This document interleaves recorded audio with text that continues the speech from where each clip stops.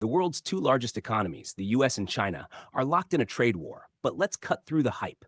While many narratives glorify China's rise, the reality is far more nuanced. This battle isn't just about tariffs, it's about technological dominance, economic influence, and national security.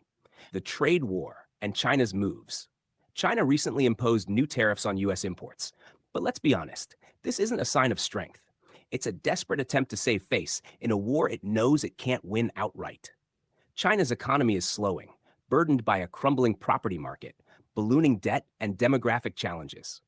While it has made progress in areas like AI and 5G, these achievements often come with significant Western inputs, stolen intellectual property, or government subsidies.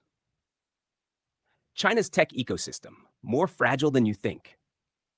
Yes, China is investing in technology, but let's not overlook the context.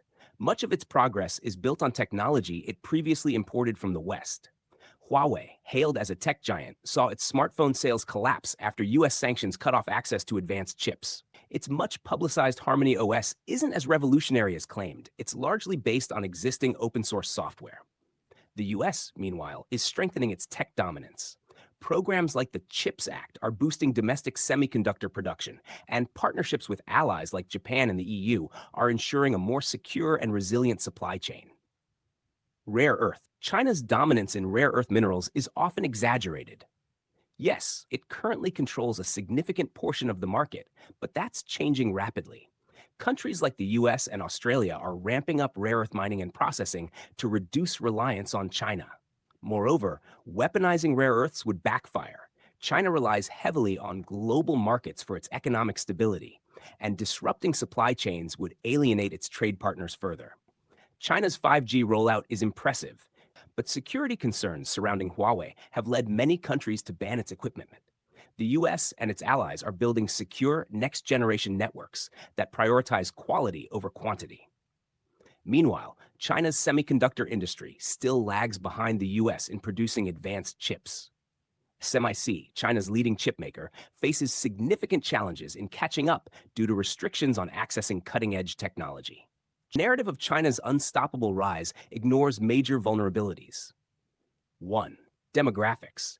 China is facing a shrinking workforce due to decades of its one-child policy, which is set to strain its economy in the coming years. 2. Debt crisis. Its real estate sector, a cornerstone of its economy, is in turmoil, with major players like Evergrande defaulting on loans. 3. Over-reliance on exports. China's export-driven economy remains vulnerable to global shifts, particularly as Western nations diversify supply chains. The US isn't freaking out, it's doubling down. Silicon Valley continues to lead in AI, quantum computing, and biotech. American companies like NVIDIA and Intel remain unmatched in chip innovation. And US led initiatives like the Quad and AUKUS are strengthening alliances to counter China's influence in the Indo-Pacific. Moreover, the US retains a decisive advantage in soft power. While China spends billions on propaganda, its global reputation suffers due to its authoritarian policies, human rights abuses, and aggressive foreign diplomacy. China's rise is not without merit, but let's not fall for the myth of its inevitable dominance.